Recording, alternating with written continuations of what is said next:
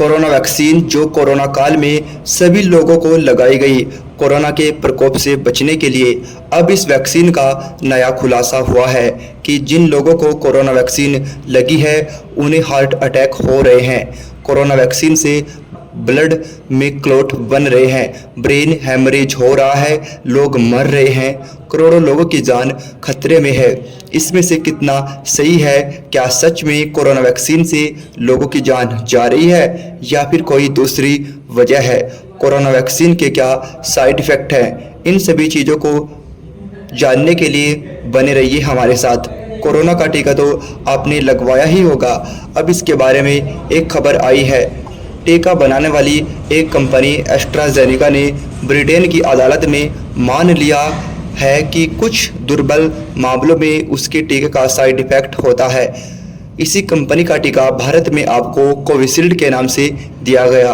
भारत में 2 अरब से अधिक टीके लगे हैं।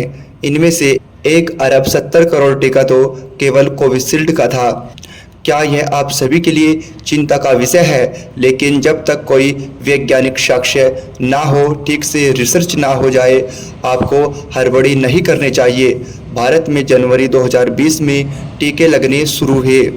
कोविशील्ड का टीका लगवाने के लिए लोग लाइनों में लग जाते थे, खुद से मांग करते थे। लेकिन जब से ब्रिटेन की अदालत से यह खबर आई है, लोग तरह तरह की आशंकाओं में जीने लग गए हैं। इसकी वजह भी है हाल के दिनों में हार्ट अटैक की घटनाएं और लोगों का टीके के दुष्प्रभाव से उसे जोड़ देना। कोविशील्ड की खोज करने वाली कंपनी एस्ट्राजेनेका ने ब्रिटेन की अदालत में माना है कि इसका साइड इफ़ेक्ट यह होता है कि कभी कभी खून का थक्का जम जाता है और प्लेटलेट्स कम हो जाता है। इसके कारण कार्डियक अरेस्ट होता है, जिसे आम भाषा में लोग हार्ट अटैक कहते हैं। इसके अलावा ब्रेन हैमरेज का भी खतरा हो जाता है। इस बीमारी का वैज्ञानिक नाम है थोरेसिविक थ्रोम्बोसाइटोपेनिया सिंड्रोम या TTS। टीका बनाने के 3 साल के बाद कंपनी ने पहली बार यह कबूल किया है कि उसके टीके से दुर्लभ मामलों में TTS का खतरा हो सकता है। एस्ट्राजेनेका पर कई लोगों ने केस किया है कि इनके टीके से गंभीर बीमारियां और मौत हो सकती है। 3 साल बाद इस कंपनी ने माना है कि उसके बनाए टीके के साइड इफ़ेक्ट से हार्ट अटैक हो सकता है। ब्रिटेन के नागरिक जेमी स्कॉट के केस में मई 2023 में कंपनी ने कहा कि हम नहीं मानते कि टीके के कारण जेनेरिक स्तर पर खून के थक्के जमने की स्थिति पैदा होती है। लेकिन फरवरी 2024 में यही कंपनी पलट गई और मान लेती है कि उनके टीके से दुर्लभ मामलों में प्लेटलेट्स कम हो सकते हैं और खून के थक्के जम सकते हैं। क्यों होता है ऐसा अभी स्पष्ट नहीं है। कंपनी ने कहा कि बिना टीके के भी खून जम सकता है, इसलिए हर केस की अलग अलग जांच के बाद ही पता चल पाएगा कि ऐसा क्यों हुआ। कंपनी के खिलाफ वकीलों ने कहा कि इनके टीके में खामियां हैं और इसके प्रभाव को लेकर ज़रूरत से ज़्यादा बढ़ा चढ़ाकर दावे किए गए। एस्ट्राजेनेका ने इस बात का विरोध किया है। कंपनी को यह भी कहती है कि उसने अप्रैल 2021 में ही अपने प्रोडक्ट्स में यह सूचना जोड़ दी थी कि टीका पूरी तरह सुरक्षित है, लेकिन कुछ दुर्लभ मामलों में खून का थक्का जम सकता है। जेमी स्कॉट के केस के जवाब में कंपनी ने यह बात मानी है कि उसके टीके का साइड इफ़ेक्ट है। अगर कंपनी ने यह बात स्वीकार कर ली है कि उसके टीके से बीमारी और मौत हो सकती है, तो उसे करोड़ों का हर्जाना देना होगा। हालांकि कंपनी को सरकार से सुरक्षा प्राप्त है तो पैसा सरकार देगी, लेकिन सरकार ने फिलहाल इस मामले में हस्तक्षेप करने से इनकार कर दिया। बात यहाँ हार जाने की नहीं है। जिन्होंने टीका लिया है उनकी आशंकाओं की है। उन्हें यह वजह बेवजह डर हो सकता है कि कोविशील्ड का टीका लगाया है तो वे सुरक्षित हैं भी या नहीं। क्या हार्ट अटैक का खतरा उन्हें भी हो सकता है? जब हार्ट अटैक से मरने की खबरें आने लगी तब टीके के असर की बात लोग करने लगे और डरने भी लग गई। अक्टूबर 2023 में नवरात्र और गरबे के आयोजनों में होने वाली मौतों के बीच केंद्रीय स्वास्थ्य मंत्री मनसुख मंडाविया ने ICMR की एक रिपोर्ट का हवाला देते हुए चेतावनी भरा जवाब दे दिया कि जिन लोगों को गंभीर कोविड हुआ था उन्हें कोविड से ठीक होने के बाद कम से कम 1-2 साल कठोर श्रम और ज़रूरत से ज़्यादा कसरत करने से बचना चाहिए ताकि दिल का दौरा पड़ने की घटनाओं से बचा जा सके। इस बयान से आशंका फैल गई कि क्या कोविड के बाद हार्ट अटैक बढ़े हैं, क्या टीका कारण हो सकता है। बाद में जब ICMR की ये रिपोर्ट जारी हुई तो निष्कर्ष यह निकला कि दिल के दौरे से अचानक होने वाली मौत और कोविड के टीके के बीच कोई संबंध नहीं है। NCRB के डेटा के अनुसार 2022 में दिल के दौरे से होने वाली मौतों में 12% से अधिक की बढ़ोतरी देखी गई। मीडिया में गरबे के दौरान 22 लोगों की मौत होने की खबर छपी है। भारत में तो सुप्रीम कोर्ट ने भी एक मामले में कह दिया, अगर टीके से किसी की मौत होगी तो सरकार जिम्मेदार नहीं होगी।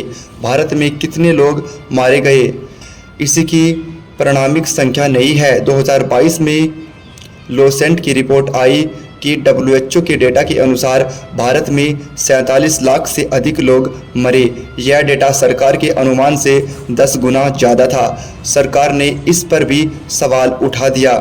उस समय भी कांग्रेस ने मांग की थी कि हर परिवार को 4 लाख रुपए का मुआवजा मिले। ब्रिटेन में एक नागरिक ने केस कर कंपनी से सच बुलवा लिया। 40 से कम उम्र के लोगों को वैकल्पिक टीका दिया जाएगा क्योंकि यह माना गया कि टीके का खतरा कोविड से भी ज़्यादा हो सकता है। कोर्ट में वकीलों ने कहा कि जितनी उम्मीद कर रहे थे टीका उतना सुरक्षित नहीं निकला। ब्रिटेन की medicines and health care products regulatory agency यानी MHRA के आधिकारिक आंकड़ों के अनुसार इंग्लैंड में कम से कम 81 मौतें ऐसी रही हैं जो टीके के रिएक्शन से हुई हैं। मरने वालों में प्लेटलेट्स कम होने के अलावा खून के थक्के भी बनने लगे थे। जिन लोगों में इस तरह का रिएक्शंस देखा गया उनमें से हर 5वें व्यक्ति की मौत हो गई। जनवरी 2020 में टीके लगने शुरू हुए, तब कई चरणों में इसे लगाया गया। पहले स्वास्थ्य कर्मियों को, फिर सरकारी कर्मचारियों को, फिर 60 से ऊपर के बुजुर्गों को और उसके बाद 45 से ऊपर के लोगों को टीका लगा। धीरे धीरे 18 साल से ऊपर के सभी लोगों को टीका दिया जाने लगा। क्या टीका शुरू से मुफ्त था? शुरू में बिल्कुल नहीं। 2 तरह का सिस्टम अपनाया गया। 60 से अधिक उम्र और 45 से अधिक के वे लोग जिन्हें कोई बीमारी हो उनके लिए सरकारी अस्पतालों में टीका फ्री था, लेकिन प्राइवेट स्वास्थ्य संस्थाओं में 50 तक की कीमत पर टीका मिलने लगा। उसी समय America, Brazil, Mexico, England, Italy, रूस, फ्रांस, जर्मनी जैसे देशों ने मुफ्त में टीका लगा रहे थे। तभी सवाल उठने लगा कि हर देश में फ्री में टीका लग रहा है, भारत में पैसे क्यों लग रहे हैं? यह सवाल वही विपक्ष उठा रहा था जिसके बारे में आप कहते हैं कि दिखाई नहीं देता, विपक्ष ने भूमिका नहीं निभाई वगैरह वगैरह। बहुत बाद में टीका फ्री हुआ। यही नहीं, टीका लगाने की रफ्तार भी काफ़ी धीमी थी। उस समय टीका खरीदने की जो नीति बनाई गई उसे लेकर सरकार की बहुत आलोचना हुई। मुमकिन है कि आप भूल चुके होंगे क्योंकि आपके दिमाग में चिप में जो भी दिमाग का चिप है मंदिर को ही याद रखने की जगह बची है। इन खबरों को पलट तो याद आएगा कि जगह जगह पर टीके के साथ मोदी जी का पोस्टर तब नहीं लगा जब टीके का पैसा लगता था। जैसे ही फ्री हुआ प्रचार शुरू हो गया कि मोदी जी फ्री में टीका दे रहे हैं। समझते हैं कि क्या सच में कोरोना वैक्सीन कोविशील्ड से लोगों की जान जा रही है, लोगों को हार्ट अटैक पड़ रहा है? इसके पीछे कितना सच है और कितना झूठ, चलिए जानते हैं। वैक्सीन के साइड इफ़ेक्ट होते हैं ब्लड क्लॉटिंग हो सकता है और कुछ और साइड इफ़ेक्ट्स बड़े बड़े भी हो सकते हैं, जैसे कि नई बीमारी की उत्पत्ति। यह होता है, यह सिर्फ वैक्सीन में नहीं बल्कि किसी भी तरह के और दवाई में होता है। पहला फैक्ट, हर फॉरेन चीज़ जो कि बॉडी के अंदर जा रही है उसमें साइड इफ़ेक्ट होता है। दूसरी बात, आपको यहाँ पर उसकी प्रोबेबिलिटी को समझना होगा कि क्या प्रोबेबिलिटी है। चीज़ों को थोड़ा रियली और टेक्निकल नज़र से देखेंगे ना, तब आपको पता चलेगा कि कितना स्टुपिडिटी है। कोविड वैक्सीन्स का जो साइड इफ़ेक्ट है, ये जब वैक्सीन्स बन रहा था पहली बार, तभी इन चीज़ों को डॉक्यूमेंट किया गया था और उसी बात को सिंपली एस्ट्राजेनेका ने कोर्ट में बताया कि हाँ साइड इफ़ेक्ट हो सकते हैं, और एस्ट्राजेनेका के बहुत लोगों के केस हुए थे।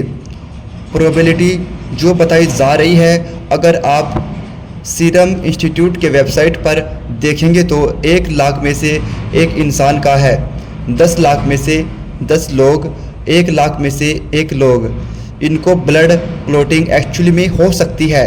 और स्टडी में यह पाया गया था कि जो रिस्क होता है क्लॉट का, ये वैक्सीन्स लगाने के 40 दिन के अंदर सबसे ज़्यादा होता है, इमीडिएट 40 दिन। लेकिन अभी तो लगाए हुए बहुत सारा समय हो गया है, लेकिन फिर भी आपको मीडिया में बहुत महारथी लोग दिख जाएंगे जो आपको आके बोलेंगे 4 साल हो गए लेकिन देखो फिर भी करोड़ों लोग मरने वाले हैं। और जो TTS वगैरह वगैरह बताई जा रही है, साइंस के हिसाब से ये डेफिनेटली वैक्सीन्स के चलते हो सकती है, लेकिन रिसर्च के समय 1 लाख में से एक इंसान पर यह पाया कि क्लिनिकल रिसर्च में अब अगर कोई लड़की, कोई वुमन बर्थ कंट्रोल पिल लेती है तो उसमें से भी 1 मिलियन लड़कियों में से 500 लड़कियों को ब्लड क्लॉटिंग होने का रिस्क होता है। मैथमेटिक्स समझ गए, 40 लोग स्मोकिंग कर रहे हैं, उसमें से 1700 लोगों को ब्लड क्लॉट का रिस्क रहता है। कोविड-19 किसी को हो गया तो उसमें से भी 10 लाख में से आधा % यानी 5000 लोगों के बॉडी में कुछ कॉम्प्लिकेशंस डेवलप हो जाएं, इसके भी चांस रहते हैं। तो ये पूरा मैथमेटिक्स और प्रोबेबिलिटी को आप समझ पा रहे हो। इसका मतलब यह बात बिल्कुल सेंस नहीं बना रही कि 8 मास 8 लार्ज लोगों की मृत्यु हो जाएगी, वैसा नहीं है। अब यहाँ पर दूसरा क्वेश्चन आता है कि हम और आप देखे हैं रियल वर्ल्ड में कि लास्ट 3-4 सालों में यंग लोगों का हार्ट अटैक, ये सब चीज़ें बढ़ी हैं। तो इसको एक कॉमन माइंड वैक्सीन से रिलेट कर देता है, क्योंकि माइंड काम ही ऐसे करता है, चीज़ों को रिलेट करना, पैटर्न बनाना। लास्ट कुछ सालों में कितना फार्मर्स हार्मफुल केमिकल यूज कर रहे हैं फूड्स प्रोडक्ट्स उगाने के लिए, इस पर कोई ध्यान नहीं दे रहा। लास्ट कुछ सालों में डिजिटल डिवाइसेस का यूज कितना बढ़ गया है कि लोग घंटों अपना नेक को टेढ़ा करके मोबाइल चला रहे हैं, और यहाँ जो प्रेशर पड़ रहा है ये पूरा बॉडी सिस्टम इनएक्टिव हो रहा है, लाइफ स्टाइल बदल रहा है, ये सब कोई नहीं देख रहा। वैक्सीन के चलते हुआ हार्ट अटैक ऐसा सिंपली बोल दिया जा रहा है जो कि क्लिनिकली सही नहीं है। मैं किसी वैक्सीन्स के साथ हूँ, खिलाफ हूँ, मैं नहीं बोल रहा। जो साइंस बोल रहा है वो आप मेरे मुंह से सुन रहे हो, जो क्लिनिकल स्टडीज़ बोल रही है वो आप सुन रहे हो। आपको पता है जब आपने जन्म लिया था तो आपको भी वैक्सीन्स लगा था।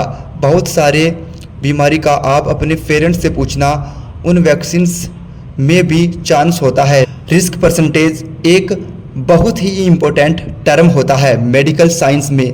हाँ, लेकिन फिर भी कंपनियों का विलन इसलिए माना जा रहा है क्योंकि ये लोग ओपनली बताए नहीं, और किसी भी वैक्सीन्स को यह बोलना कि यह रिस्क फ्री वैक्सीन है, कंप्लीट सेफ है, यह लाइन की कंप्लीट सेफ है, यह गलत है। ऐसा कोई कंपनी क्लेम नहीं कर सकती। और सबसे इम्पोर्टेंट बात, अननेसेसरी पैनिक को बंद करो प्लीज़। तो यह था मिस इन्फॉर्मेशन पे झाड़ू लगाना। और मैं चाहता हूँ कि आप इस वीडियो को शेयर करो ज़्यादा से ज़्यादा लोगों को, ताकि सबको सच पता चले।